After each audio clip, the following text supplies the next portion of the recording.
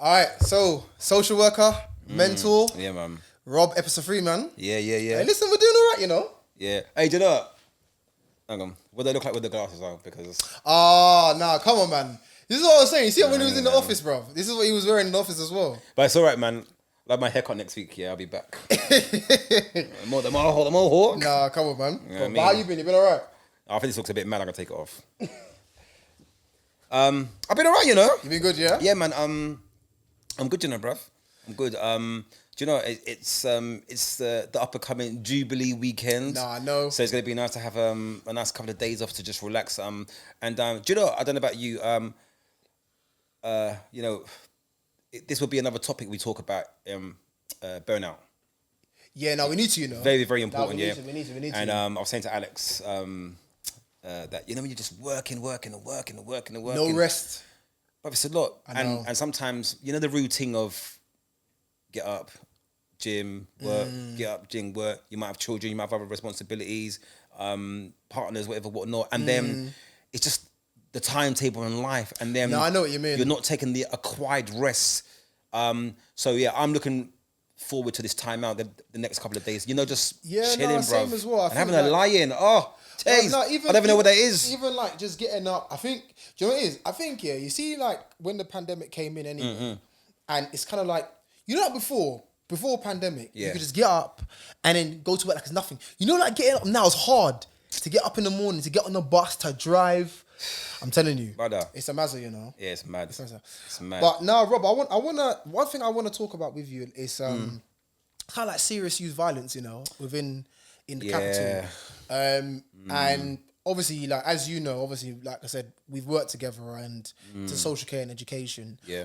But it's kind of like the amount of young people that are kind of dying is skyrocketing, and I don't know, like what's kind of like gonna change with it, or how is it as professionals we need to kind of respond, because I kind of feel like as a social worker, like even when you get these kind of cases, like it's your standard safeguarding that you've got to deal with, but in terms of actually being like equipped to actually deal with it, do you know what I mean? It's difficult, All right, so as I said before, like I'm pausing because there's so much I want to get on my chest, and there's so much angles I can go from. But I'm going to tell you about a personal experience of mine. I worked with a young person for about 3 years, and I was heavily involved in this young person's life, home visit, mentoring him. At times he ran away. Big 10 o'clock at night time, man to the gym, pumping, and man pushing like, you know what I mean? 100 kg, like, feeling good, coming out like He-Man. Pole rings, everything. Oh, Robert, do you know what the time is? 10, Should be in your bed. Yeah. Man's calling me 10 o'clock, can you come get me? Pardon me, come get you from where? So I really worked with this youth, I was really heavily involved in their life and everything. And at times, bruv, as you know, my job sometimes is like a social worker. I'm like a key worker. I got so much hats on all I in keep one, telling bruv. you, you need to go and do the. I'm just gonna say it, bro. You need to go up and go uni and get your degree. I know. You just add it to what you don't have to go in and do what I'm doing. I bro. know. But so yeah, bruv. So unfortunately, over a duration of a 3-year period, I would see the progress of this young person up and down. 3 or 4 months he's doing fantastic. Then he might not do so good. But overall, he's just a lovely boy, and I just never forget. It was a Friday, and unfortunately, it was a year ago. Yeah, it was a Friday, and I went gym in the morning, came back probably about 7:45, 8:45. I had about 15 phone calls. I'm thinking, what? He's ringing me and everything. You know what I mean? And then Robert, ring me. But the people telling really urgent. I'm like, what's going on? So it was my professional colleagues, by the way, that was ringing me. Yeah. And one got through to me. They go, "Are you sitting down?" And then they said to me that the young person I was working with, unfortunately, got stabbed to death. Right, and imagine this: I only spoke to the young person literally 24 hours ago, bruv. But I cried. I remember when you called me, you were broken that day. But I cried. Yeah, I know you did. Yeah, like, bruv, I cried for about 45 minutes, brother. I sat down on my bed, and I cried. Yeah. And brother, I couldn't stop crying, bruv. And I couldn't stop crying for about 4 hours. And I thought, whoa. And automatically, going back to what you said in the last episode about being a social worker and working with a family, and sometimes getting the unfortunate news where of course. you can't, could you have done more? And straight away, right, I could have done more. What didn't I do? Like, you start to like not blame yourself, but you think, what could I have done? Yeah, it's true. But on evaluation now, I did a lot. I was already doing a lot. Do you know what I mean? Yeah. But it's horrible, bruv. As a professional, man. No, I agree with you, because do you remember the young person man. that we were working with? Yeah. And he got stabbed. Yeah. Do you remember? But obviously he's still alive. He's cool and everything. Yeah. When that happened, I remember that day. So I remember I came into work. It was 9 o'clock in the morning, and then like my emails just got flooded. Yeah. Flooded. I had about 20 calls. The director tried to call me. I was like, "What's happening?" He's like, "Oh, he's been stabbed." But what? Where? Yeah. Like, do you know what I mean? In hospital, and then he went home, and then straight away I was like, I need to see him. I need to go and see him. So I went to see him, and literally, bruv, he just gave me a hug. I just hugged this guy. Yeah. I literally just hugged him. His mum was there. I just hugged his mum. Yeah. I hugged him, and I was like, listen, like, I was like, you're okay, like, you're Yeah. fine, you're okay.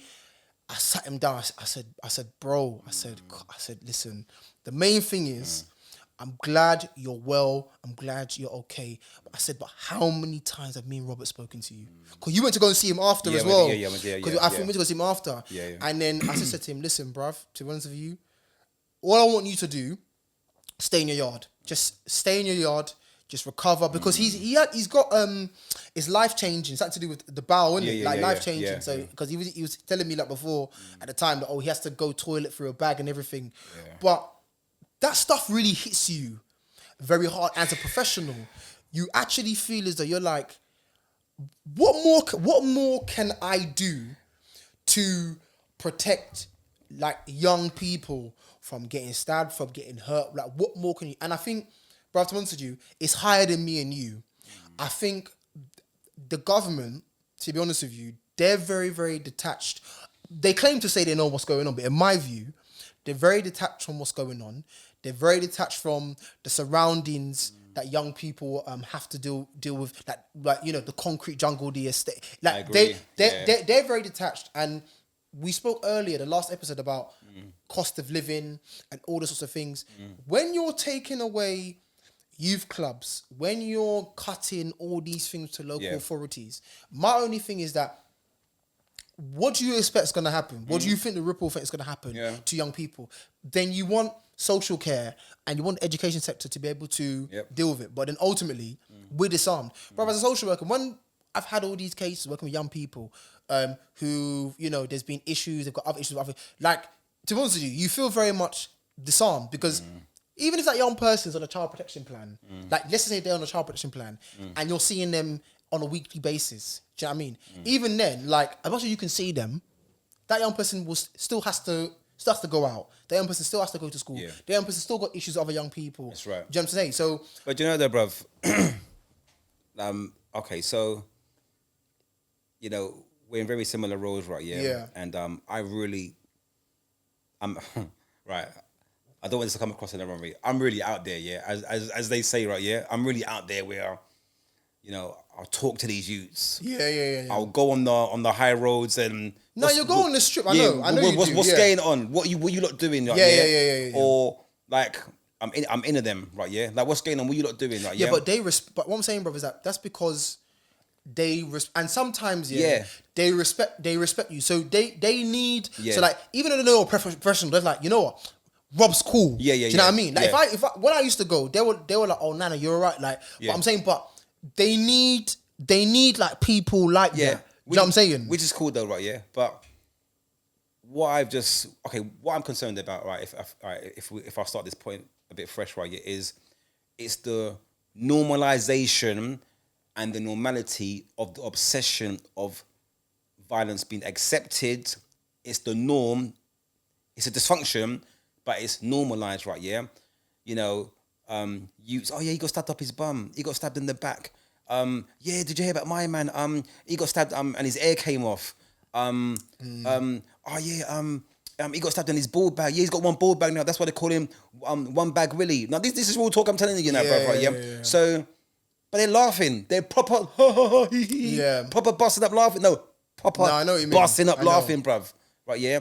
And then they're on snapping and now you're getting recordings of man getting jock up and out of shop. So for me, it's the normalization, like it's some movie or like it's a trend. Yeah. But then the trend has got beyond the trend now. Do you know what I mean? Right? Yeah. And for me, it's like that's the concern, the obsession. I work with some, some females, some young females, hard to reach. Right? Yeah. And even the girls now. What's not really.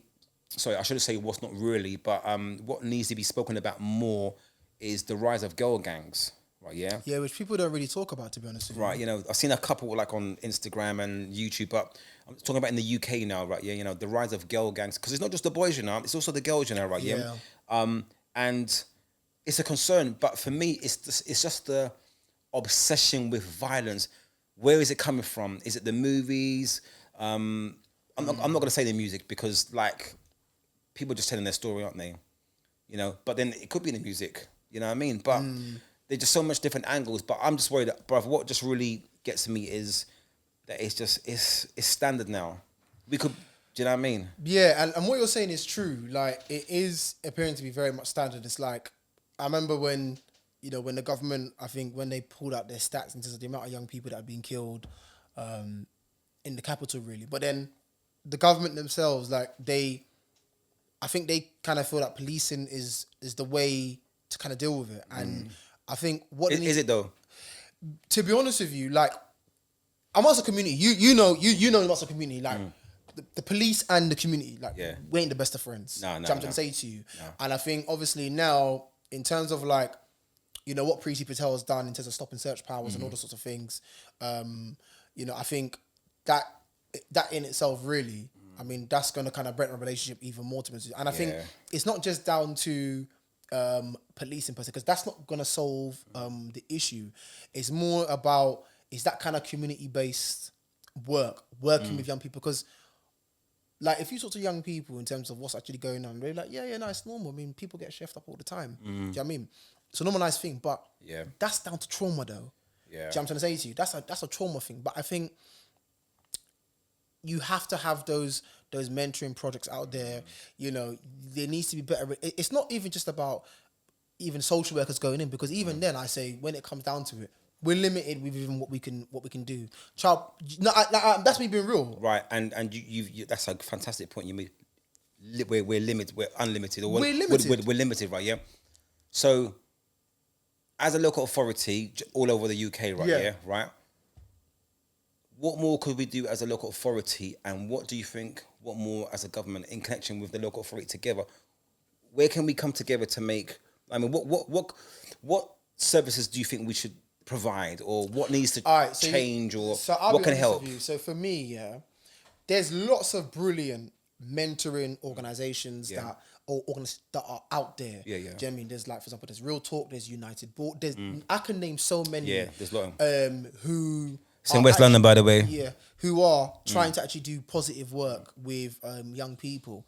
And I think if the government had embedded those services into local authorities as well, I think that's just my view, but I could be wrong. But I think if the government wants to either provide funding to them, or you embed those organizations to be part of those councils or local authorities, but they're still standalone, do you know what I mean? Then they can actually get to do work with those young people who are in the inner city. Because the reality is, I think even a social worker working with a young person who maybe is surrounded by knife crime, to be honest with you, it's kind of like, depending on how you practice, but it's kind of like, what will that social worker do? Has that social worker got the same kind of experiences that young person's got? Do you know what I mean? But I think that's what the government need to be doing.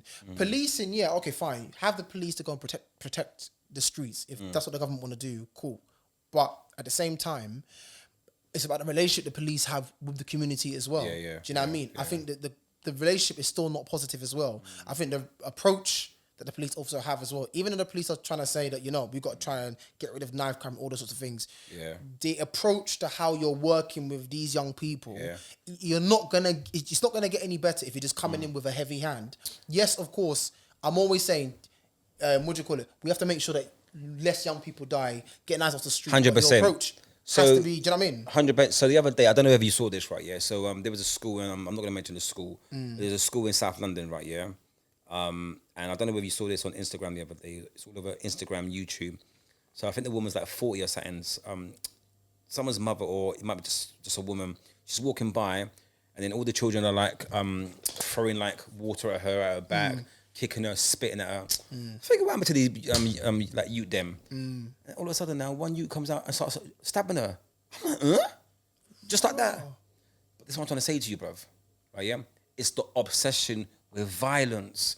It's normal. There's like this woman is not harming anybody. She's not provoking nobody. She's being bullied, spitting at her, kicking her, right? So they're probably taking, name calling, just taking the piss out of her, basically, right? Yeah, you know what I mean? Big, massive disrespect, right? Yeah, and this youth comes out of nowhere and starts juking her up.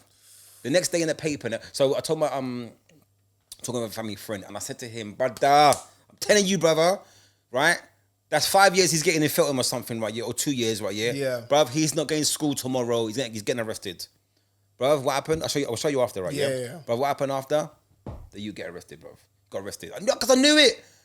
You're on camera. You're on big camera. All over Instagram. That's the thing. It's all over Instagram. Yeah. Everyone sees it, right? That's a million views. Like, I think I could win about 3 or 4 hours. Yeah. So everyone's seen it now, and like the youths now, they see everything, right? Yeah. Everything. So it's almost like it's but it's just the obsession, bruv. And it's like he's thinking, yeah, man, you see what I've done, and then he gets up now, he gets arrested.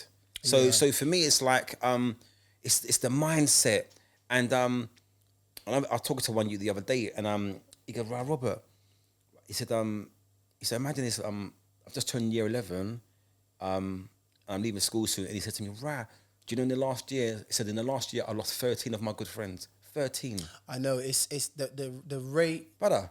Yeah. 13. That's mad trauma before he's 16, bro. This is what I'm trying to say. The rate of how young people are dying, Yeah, it is very, very scary, to be honest with you. It's very, very scary. I mean, for him to go and say that, I've lost 13 young people, to be honest with you, or my friends of mine who've gone just like that. But I think unless the government start to wake up, do you know what I mean? And unless they really, really start to get underneath to actually what's going on, the inner cities, it's not gonna stop, to be honest with you. And also, it's kind of like, I feel for parents, because as parents, it's kind of like you don't want to restrict your children from going out. You want to know that your children can go out with their friends and all, but at the same time, it's kind of like, can I let my son go out? Yeah. Do you know what I mean? Can I let my daughter go out? Yeah, it's understandable. Do you know what I'm saying? Yeah. But young people have to go out and explore, but at the same time, it's kind of like, I don't want to get that phone call. Like, what, my son or my daughter has actually been stabbed. You know what I'm saying? Yeah. It is scary, but that's what I'm saying. But as professionals, it's more about what can we try and do. But I feel as though at our level, we are so limited. Not because we don't want to try and protect children, but I think we haven't really got the resources that we need to kind of put in place to, protect those young people. Yeah. Do you know what I'm saying? No matter what we're trying to do, it's always there's a lack of funding somewhere, or or this making a referral to this place costs this amount of money. Bruv, it's always a money thing, Yeah, but God, see, I'm trying not to be controversial right now. I'm really, you got to say your piece, man. You have to say your piece. The mentor has to talk. Like, I just want to. Oh God! All right. So with that. All right. So we had a world tragedy not too long ago. Okay. Yeah. Be very careful what I say here. We had a world tragedy not too long ago. Yeah, and 22 million was raised. Right. Yeah. For a specific world tragedy. Okay. Right. Yeah. Right. Yeah. And rightly so. Yeah. Okay. All right. I believe, as humans, we must help each other. If someone's not doing too great, we must all do our little bit and try and do the best we can, right? Yeah. But I'm thinking, you've raised 22 million within 24 to 48 hours, right? Yeah. And we have a serious youth crime in this country that needs to be sorted out now. Young people are dying, right? Yeah. Mothers and fathers are losing sons and daughters and everything, right? Yeah. Surely put 10 mil into that. Put 5 mil into it. Yeah. Start to open up some youth clubs. So, as you know, many youth clubs have closed down, right? Yeah. Which hasn't helped as well. A lot of I've been in a lot of meetings, yeah. But one of the word hub and the word safe space is what a lot of young people like say to me. Right, Robert, like, is it like a hub or like a safe space? Yeah, that's the buzzword now. Right, yeah. Yeah. Now, telling me, are you just telling me? No, real talk. Are you telling me that what they can't get 5 mil, right? Yeah, and open up 2 youth clubs per, like, let me say every 10 boroughs. Like, come on now, seriously, right? Yeah, right. Do you know there's people dying to like give back? You know, volunteers and professionals. But bro, this is what I'm trying to say. That because it jars me, you know, bro. But bro, because we are in this age of austerity, yeah, like I said, and everything's going up and all the sorts of things, and like the government are trying to like, they're saying they're trying to cut and save. Like, all right, you know what? I'm even going to be deeper here. So what? They're cutting, but you can raise 22 mil. Bro, I'm going to even be deeper. You know what you're saying about the thing, yeah? It's like, what you're saying is right, because even like with the government, for example, so you take away all these youth clubs, but you man are able to build a new train line, Elizabeth line. Oh, man. Or you man are able to build Big Ben. Like revamp the thing. Yeah. You man can do that. But there's young people out there who are dying, and you can't put money in to go and create some youth clubs or youth hubs. And you know what? Like, a lot of young people will benefit from that because that is an element of safety for them. Yeah. Do you know what I'm saying to you?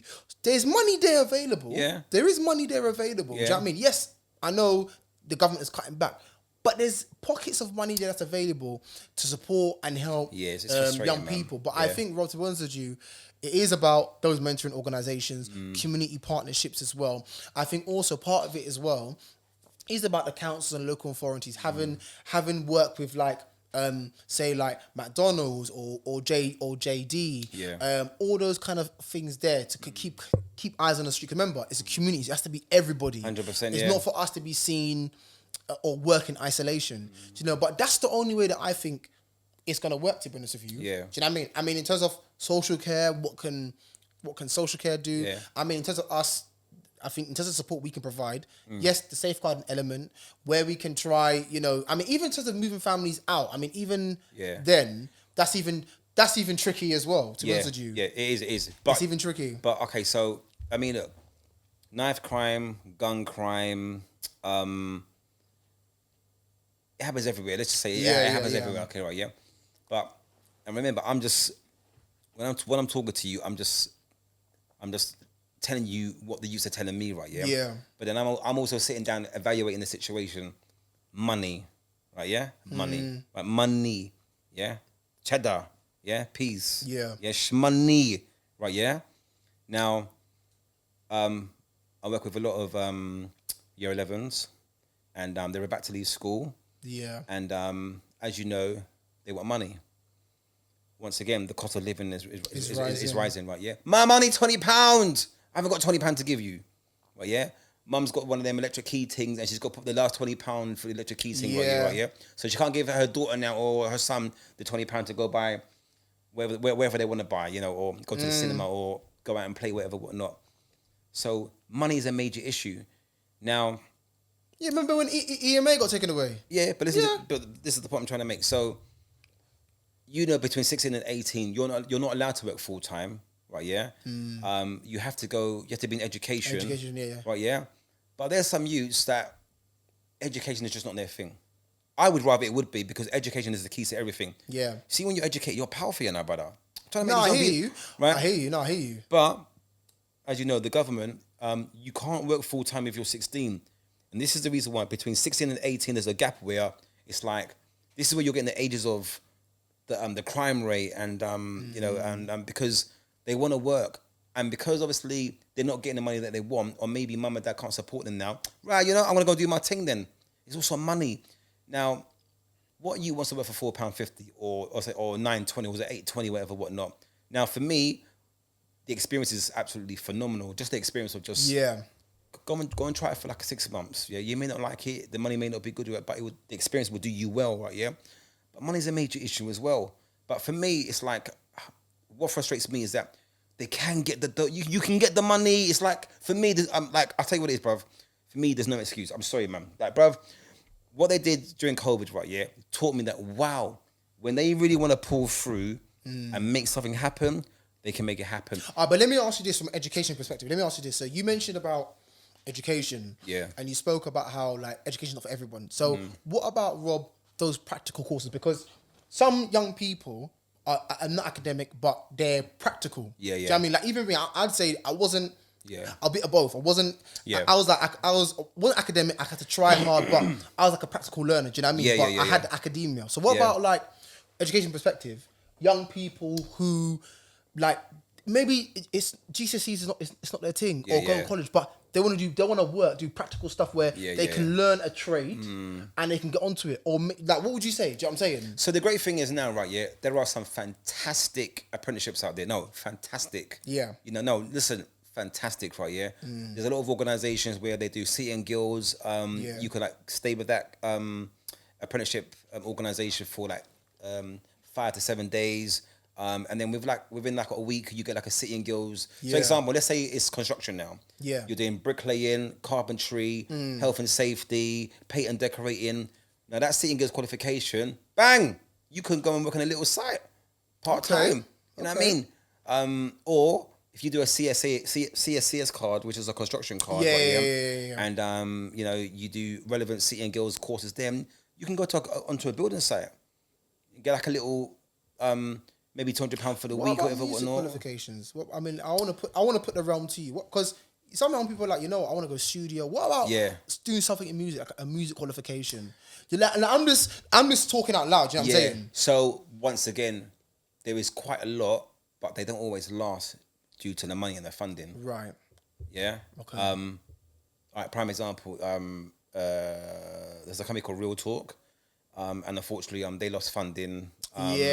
You know, and it's a shame because Real Talk was absolutely fantastic, and it wasn't just a studio.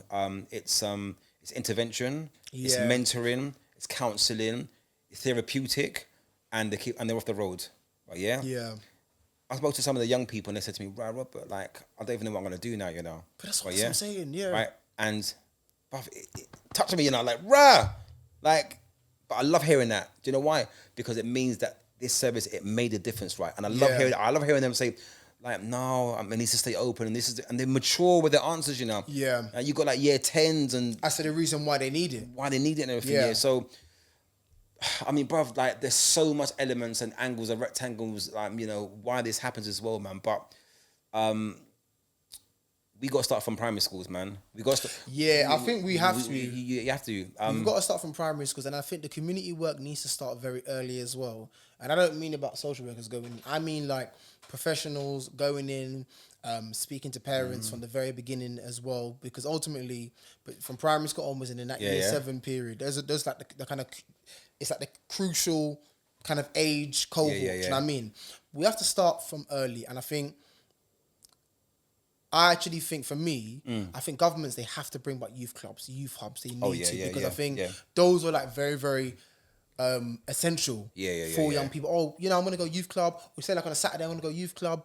Like they were needed. Do you know what I mean? But the fact that those have all been taken away as well, it hasn't helped. I mean, even the development of, bruv, even like AstroTurf pitches, you know what I'm saying? Like all those sorts of things, like in the community, those things, they help young people. Yeah, but then it comes down to mapping.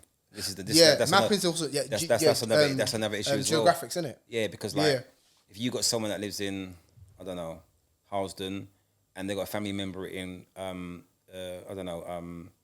Cricklewoods, and then they've got some beef with some boys there, and then when they go see their family member or their auntie, they feel shook to go and visit their auntie because there's some boys in the area that they feel shook that they might bump into. Do you know what I mean? Right? Yeah, or do you understand anything? Yeah. So, it's tough for this generation. It is tough for the generation. It's tough, man. I'm not gonna say it's not. I think this generation, they're always looking over their shoulder. It's very, very difficult for young people, to be honest with you. You know, even say, for example, you ain't even anything. Yeah. But I think it's very difficult for young people in terms of being able to navigate. And, you know, that's even very, very traumatic for young people anyway, as it is. And I think we don't do enough work talking to young people about the impact of, say, you know, if you're a young person, and you've actually been stabbed or you've lost a friend, I don't think we do enough talking to them to speak about, you know, how is it you actually feel about it? 100%. Do you know, to be honest with you? 100%. And I think also I think another thing we need to stop doing as well is that in terms of parents, it's kind of, I feel like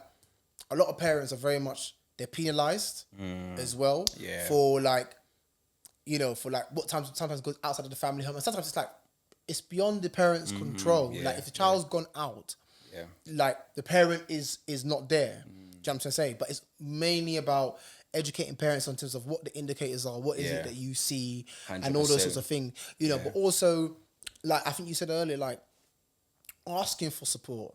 So like, even though we said last time, okay, parents may not want to call social services or anything, but sometimes it might just be good, you know, just to maybe ask a mentor, you know, or maybe call social care just for advice, not about intervention, but for advice on how to kind of maneuver. Do you know what I mean? You know, because it is very, very difficult. But I think, the government just needs to put that money back into communities. They need to. Not only that as well, right? I mean, listen, I mean, like, I love music. I love my football. But I just think as a community, right? Even like, you know, just coming together with like, you know, rappers, singers, footballers. Yeah. Listen, if every man then put like £500 into like a project, right? Yeah. Do you know, bruv, imagine if you got 20 celebrities, right? Yeah.